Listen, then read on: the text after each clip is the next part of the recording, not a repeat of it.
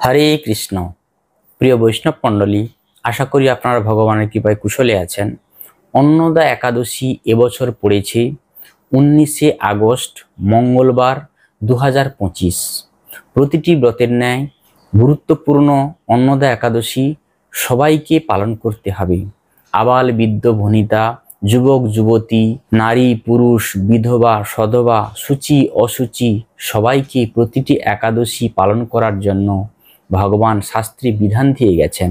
সব থেকে মূল্যবান বস্তু হচ্ছে এই মানুষ্য দেহ, যার মাধ্যমে আমরা সমস্ত কিছু অর্জন করতে পারি যদি আমরা চাই। তাই জন্য ভগবান যে আমাদের কৃপা করে এই মনুষ্য শরীর প্রদান করেছে, তার সদ্ব্যবহার যদি আমরা না করি তাহলে আমরা নিজেকে ঠকাবো। ভক্তি জগতের সমস্ত অঙ্গের মধ্যেই একাদশী একটি গুরুত্বপূর্ণ অঙ্গ, যার মাধ্যমে আমরা ভগবদ্ধাম প্রাপ্ত হতে পারি। একাদশী যদি না করি তাহলে আমাদের সমস্ত জপ তপ ধ্যান সমস্ত কিছু কিন্তু পূর্ণতা পাবে না। একাদশীর মাধ্যমে আমাদের সাধন ভজন পূর্ণতা লাভ করে। কারণ একাদশী করলে কি হয়? একাদশী করলে আমরা জানতে অজান্তে যত পাপ করি সেই পাপ থেকে আমরা মুক্ত হতে পারি। একাদশী বিনা এই জগতে এমন কোনো ব্রত নাই যে সেই ব্রতের দ্বারা পাপ থেকে মুক্ত হব। তাই আমরা যতই জপ করি, যতই শাস্ত্র অধ্যয়ন করি, হোম করি, পূজা পাঠ করি, যাই করি না কেন, আমরা জানতে অজান্তে যে কোনোভাবে আমরা ভক্ত হোক আর অভক্ত হোক সবাই কম বেশি আমরা পাপে যুক্ত হচ্ছি। এই পাপ থেকে মুক্ত হওয়ার জন্য একটাই মাত্র পথ, সেটা হচ্ছে একাদশী ব্রত।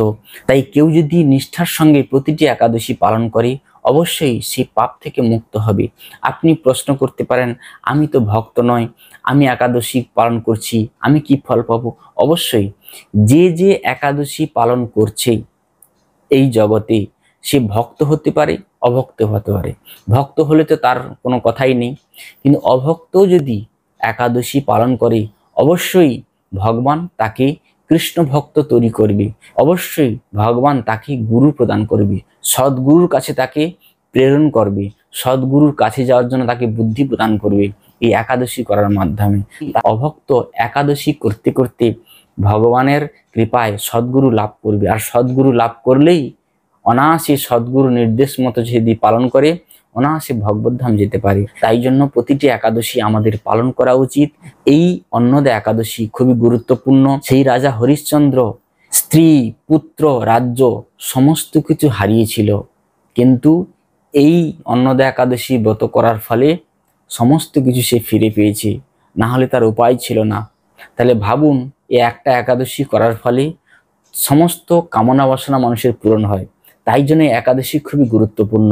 রাজা হরিশ্চন্দ্র এই একাদশী করার ফলে স্ত্রী পুত্র রাজ্য প্রজা সবই ফিরে পেয়েছিল এবং অন্তিমে সে স্বর্গধাম গমন করেছিল। একা নয়, স্ত্রী পুত্র সন্তান এবং রাজ্যবাসী সবাইকে সঙ্গে নিয়ে সে স্বর্গলাভ করেছিল। তাই জন্য এই অন্নদা একাদশী খুবই গুরুত্বপূর্ণ। আগত 19শে আগস্ট মঙ্গলবার 2025 আপনারা অবশ্যই এই অন্নদা একাদশী নিষ্ঠার সঙ্গে পালন করুন।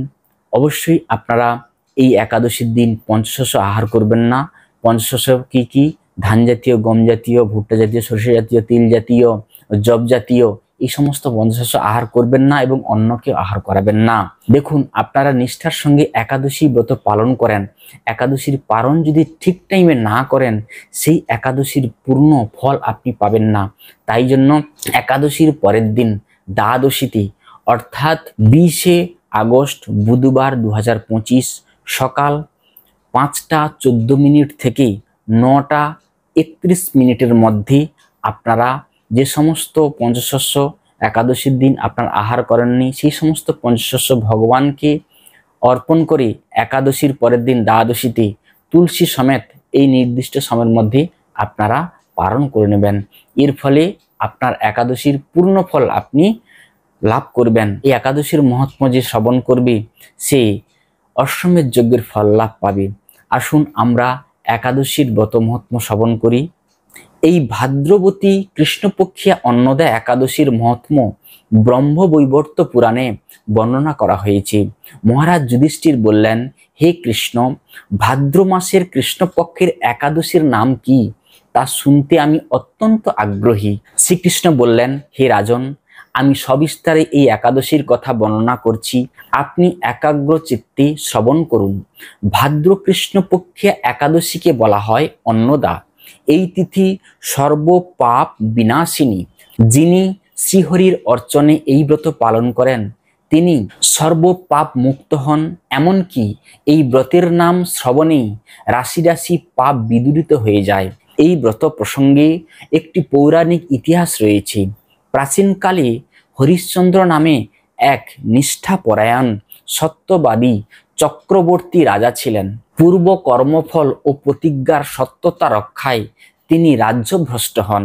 অবস্থা এমন হলো যে তিনি নিজের স্ত্রী, পুত্র এবং অবশেষে নিজেকেও পর্যন্ত বিক্রি করতে বাধ্য হলেন।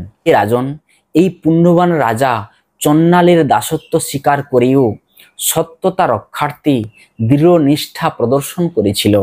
তিনি শ্মশানে মৃত ব্যক্তিদের বস্ত্র ও কররূপে গ্রহণ করতেন। এইভাবেই বহু বছর কেটে গেল। দুঃখ সাগরে নিমজ্জিত হয়ে কি করি, কোথায় যাই, কিভাবে এই দুর্দশাগ্রস্ত থেকে উদ্ধার পাই, এই চিন্তায় তিনি দিন রাত্রি বিভোর হলেন। এই সময় দৈবক্রমে পর দুঃখ দুঃখী গৌতমী ঋষি রাজার কাছে এলেন। রাজা মুনিকে দর্শন করে ভক্তি ভরে প্রণাম করলেন। করজোড়ে তার সামনে দাঁড়িয়ে একে একে তার নিজের সমস্ত কথা জানালেন। রাজার দুঃখের কথা শুনে মুনিবর বিস্ময়পন্ন হলেন। অত্যন্ত ব্যথিত হয়ে তিনি বললেন, হে রাজন, ভাদ্র মাসের কৃষ্ণপক্ষের একাদশী অন্নদা নামে এই জগতে প্রসিদ্ধ। আপনি এই ব্রত পালন করুন। এই ব্রত প্রভাবে আপনার সমস্ত পাপের বিনাশ হবে। আপনার ভাগ্যবশত আগামী 7 দিন পরেই এই তিথি আবির্ভাব হবে। ওই দিন উপবাস থেকে রাত্রি জাগরণ করবেন। এইভাবে ব্রত উদযাপনে আপনার সমস্ত পাপ ক্ষয় হবে। হে রাজন, আপনার পুণ্য প্রভাবে আমি এখানে এসেছি জানবেন। এই কথা বলে গৌতমী মুনি অন্তর্ধান হলেন। ঋষিবরের উপদেশ মতো তিনি শ্রদ্ধা সহকারে এই ব্রত পালন করলেন। তার ফলে তার সমস্ত পাপ দূর হলো। হে মহারাজ, এই ব্রতের প্রভাব শ্রবণ করুন।